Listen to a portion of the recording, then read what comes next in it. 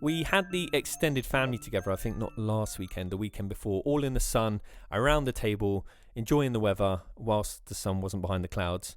And seemingly innocuous conversations begin to unravel, becoming slightly heavier discussions, as they do, and they should. To be fair, it's important to be able to speak your mind around your family. And some of the group are reasoning that it's more than about time for gender norms to dilute. In fact, the more dilute the better, because it might actually sort out many of the issues that we see in the world today. Inferring that men are invariably the problem. So I was self-censoring, allowing my wife to fight the good battle. And she was speaking on traditional perspectives. And I do think that traditional perspectives are generally more well received coming from women. Otherwise, you would say that sort of tends to crop up from my experience. Not with family, of course, but in general. In fact, there's actually a great way to shut down any conversation with a white man. You just say, whatever they're talking about, you just say, well, you would say that, and then boom, conversation dead. Anyway, we were speaking about women in leadership roles and why we need to forcibly facilitate for women to acquire roles of leadership and positions of power. Because of inequalities, women are being held back from these roles. There is a lack of representation. And in fact, women would probably do a far better job than the men that are currently sitting in those roles today. And that's sort of the very same sentiment or view that campaigner and broadcaster Katie Litchfield holds. She believes that a 50-50 gender split in global executive roles and in committees is the only goal that matters. That's a quote from her. Now, for sure, in some instances, that is, of course, true. There are many women out there who are very well suited to executive and senior leadership roles, and undoubtedly there could perhaps be more representation for these women. But, trigger warning here. Rather than lead with the systematic oppression of women, a huge conspiratorial piece, I must say, in 2023, could it be, maybe, simply that more men want these types of roles and they want them more? Is there a huge lack of representation, or is there actually just untampered with representation which naturally skews towards men? And so a 50-50 split is a bit of a speculative goal. Now, this is just an alternative way of looking at things, and I would actually say it's a less divisive way of looking at things, which I'll go into more detail on in a bit. But I've previously spoken on why corporations drive campaigns of diversity and equity. Effectively, they're trying to look altruistic to increase their brand equity, and it's all based on BlackRock's ESG scoring. Now, strictly looking at this from a male to female ratio perspective, knowing that many companies are driving towards this 50% representation of women in senior leadership roles in the coming years, it strikes me that men and women tend to be, how can I put this? Men and women tend to be more well paired to different tasks and roles, generally speaking, because generally speaking, we have differing temperaments and attributes. And that's not primarily because of societal norms and expectations, as is often argued, but it's actually because of biological makeup, which impacts muscle mass, bone density, height, even general perception. In fact, hormones alone change gene expression, they change behavior, and they change our sensory systems, which impacts our reaction and our outlook on situations. In fact, it pretty much forms our entire reality. Men are higher risk takers, they're more assertive and they're less agreeable. Women are more empathetic, they're higher in conscientiousness, and they're higher in anxiety and neuroticism, negative emotion. Now, this isn't my opinion if you're triggered. This is what the data suggests or indicates, and that's across many species. You see it across the board. So if you're triggered, I would say look at the data. Feingold 1994, Schmidt et al. 2008, and there are many more. They all sort of show the same thing. Differing traits have evolved as mechanisms for survival, which I guess in today's world we would probably refer to as masculine and feminine traits.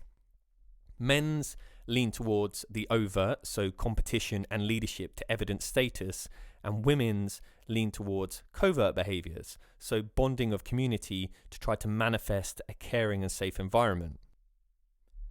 And in the modern day, that reveals itself in our decision making and our wants and needs from life, how we feel fulfilled. But apparently, it's ignored in societal expectations that are currently projected onto both men and women. If you look at what we're told on a day-to-day basis, women are programmed to be strong, independent, career-minded individuals. And men are told to be softer, more emotional, but also career-minded individuals. There's actually no real focus on family. Now, I want to be clear. I'm not saying that women shouldn't be leaders. In fact, the best boss that I've ever had in my career to date was a woman. I'm just saying that 50% as a goal is a bit of a rudimentary split, and it's probably most likely not optimal. And now, of course, I know that we have a 50-50 split in terms of general population, but actually far less women want these roles because their best attributes are actually better utilized in other areas. And that's not oppression. The data actually suggests also that women feel far less fulfilled than men do in these roles. And now I know it's unpopular opinion, but maybe there's actually more important roles in life that women can take, that only women can take. Now look, we don't see Task Force mandating that 50% of all builders, laggers, hod carriers, you name it, fill in the gap with physical, arduous tasks, be fulfilled by women by 2030. Because it's impractical. Without men in these roles, the infrastructure would soon be cracking at its seams. And that's not because women aren't capable of doing these tasks. Of course they are. But out of practicality, out of efficiency, it's clear to see why men would be better suited to these roles. It's simple genetics. And of course, to be fair, women don't actually want these roles. They don't want them because who on earth would want them? Who wants to be out in the freezing cold whilst it's pissing with rain with icy winds smashing into your face? Nobody. But someone has to do it. And in the same way, managerial roles and senior leadership roles, women tend to actually prefer operational positions because in these roles, there is more of a sense of community and it lends itself to their best attributes. And when you look at the evolution of egalitarian behaviour, Boehm 1999, we can see that men are wired to compete for high status roles because it proves aptitude in the important areas to us. We want to be high status or high ranking individuals because high ranking individuals have access to greater resources. They're less likely to die from predation or starvation, and they're far more likely to leave living offspring. Women's hierarchical structures don't actually operate in the exact same way. Benevolence, altruism, and universalism, these are all far more critical to status and overall success. So, to convey this sort of notion that lower levels of representation within senior leadership roles for women is founded on systematic oppression in 2023 is a bit of a disingenuous argument. And that's exactly why Katie Litchfield's TED Talk on this non-problem, pushing this idea of a 50-50 split, didn't attract more than a few hundred views. It sort of makes sense, right? Women are fed up of being told how to be a successful woman. Maybe success is different to different people. And alas, perhaps these roles are generally more well paired with masculine traits, which in the main, although it does seem to be changing now, are held by men.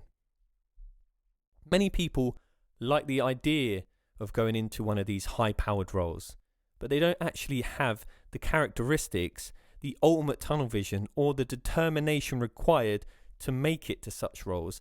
And that isn't a bad thing. Look, not everyone can be a footballer, a pro footballer. Not everyone can be a Navy SEAL. And not everyone can actually be a mother, which is the overriding issue in all of this. Now, of course, some women will make exceptional VPs and other senior roles of leadership, probably wielding an arsenal of masculine traits. But that's not my argument or my point. What I want to know is, what might be the consequence of persuading masses of women to drive towards high-status careers as a medium for happiness, convinced of a plot of patriarchal oppression? Well, firstly, clearly a dislike for men, surely. Inevitably, you'll work more hours, put work first, practice improving your masculine traits, becoming less agreeable, more assertive, more dominant, and perhaps sacrifice the biggest role of all, becoming a mother. Somehow, our generation has been convinced that a career should come first. Women should be competing against men to prove how strong and how independent women are. Family, well, maybe that can come later. New wave feminism has created masculine, money-orientated, I don't need a man boss bitches, and has stolen from women the greatest gift of all, giving birth. Something that only women can do. Also, you can pay taxes, miss your children growing up, if you have them, and inevitably create confusion in your relationship as both you and your partner try to be the leader. Men innately and women having been coerced to develop masculine traits by feminism. We're taught to reject men as leaders because it means they're a misogynist. And if a woman lets a man lead, well, then she's weak, isn't she? Even though, if you just ask women, ask them about their relationship, they would say they prefer the man to lead. While simultaneously saying, well, you need to be more caring and emotional, just to ensure that the man is completely confused, doesn't know what to do, and is lost in himself. And also, that just makes him become less attractive to the woman. In fact, completely unattractive because he's not being dominant anymore. No wonder the modern family is broken and divorce rates have gone through the roof, because progressivism and feminism has been the death of the modern family. The more emphasis that these movements have put on independent, strong women, the more unhappy women have actually become. There's a study called The Paradox of Declining Female Happiness, and it clearly shows that women have been on a steady decline of overall fulfillment and happiness since the 1970s. And they are the most depressed they have ever been in history now, despite the greatest equity ever seen in history and the highest earning power ever seen. And what do we see in correlation with this increased depression? Lower birth rates and smaller families. Women are settling down far later with less time to spend building a family. So I'm saying having both sexes drive towards stressful, time-consuming careers probably isn't the optimal solution for a family. Unless you're the government, because then that means you get double the amount of tax, doesn't it? And it pulls the emphasis away from the family and towards money-orientated consumerism. And now what do we see? We see population collapse on the horizon. In the 1950s, the average births per woman was 5, and it now sits at 2 and is expected to continue to decrease in the coming years. And this is because of childlessness. Most women who are having children are having the same number of children that they would have in the 50s, but actually far less women are having children now, which is causing a significant decay in the average. There are far less people in the younger generations. And studies show that 80% of women without children had actually planned to have children, but they were waiting for the right time. After education and after developing their career to a point of satisfaction. But the right time never came. And so now we see a population heavily weighted to older people, and now the smaller, younger generation is having to care for a significantly larger older generation. And what does that mean? Well, it means higher taxes and more time spent working. And it's only going to get worse in the coming years. Population collapse is a major issue that's beginning to unravel across the globe. And so a byproduct of gender equity and parity actually seems to be fewer and fewer children and higher rates of depression. And remember, this woke concept that we should be striving for equity for all levels, for all groups, is a divider. it has no end. Because once you start to categorize people into groups, you pitch people against each other. First, it's men and women, and then it's different races. And as such, more subgroups appear and appear and appear, and then even smaller groups manifest and appear, and more underrepresented or marginalized people appear and appear and appear, and it's a never-ending spiral of subsets that manifest so that everyone can focus on work and how different we are. And it's a divider, so we can be divided. And I want to be clear, I'm all for equality, absolutely, but equity is a weapon to divide.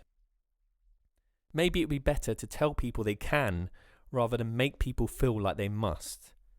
Rather than tell companies they need to impose mandates. Maybe we shouldn't actually demonize motherhood. The data would actually suggest we need to actually encourage it massively. And maybe we need to start to facilitate for people to find fulfillment how they see best, without pitching groups against each other. Rather than this constant bombardment of boss bitches who are career women who had no children but are super happy, where it's implicit that motherhood is suboptimal. We need to think of the consequences of all of this. But that's how these woke campaigns operate. Some wise overlord is sitting there saying, no, you know what, I think the lack of women in leadership roles is the major issue today. But actually, the more women that go into leadership roles, the smaller the family gets. Yes, but you know what? They'll be happy because they'll be independent. Well, actually, women are more depressed than ever before. Well, they've got more money than ever before. Yeah, they have more money, but you're also taxing them more, so you're getting more money. Yeah, well, we need to tax them because they're not having children, and the generation is getting older and older, and the newer generation is smaller than ever before. Yeah, but that's because you're making everyone work, so they can't have family. Well, it's up to them, isn't it? Look, I feel that we're just a little bit lost right now, and we've lost what are the important things in life. And I think it's based on expectations that society is setting on everyone, rather than allowing us to actually follow our own instincts. And I actually stumbled across this piece from Red Balloon work, which pretty much sums up where I think we are in society today. Check this out. When I grow up, I want to work for a woke company, like super woke. When I grow up, I want to be hired based on what I look like, rather than my skills. I want to be judged By my political beliefs. I want to get promoted Based on my chromosomes. when I grow up. I want to be offended By my coworkers. And walk around the office on eggshells. and have my words policed. by HR. Words like Grandfather. peanut gallery. Long time no see. No can do. When I grow up, I want to be obsessed with emotional safety and do workplace sensitivity training. all day long. When I grow up, I want to climb the corporate ladder. just by following the crowd. I want to be a conformist. I want to weaponize my pronouns. What are pronouns? It's time to grow up and get back to work.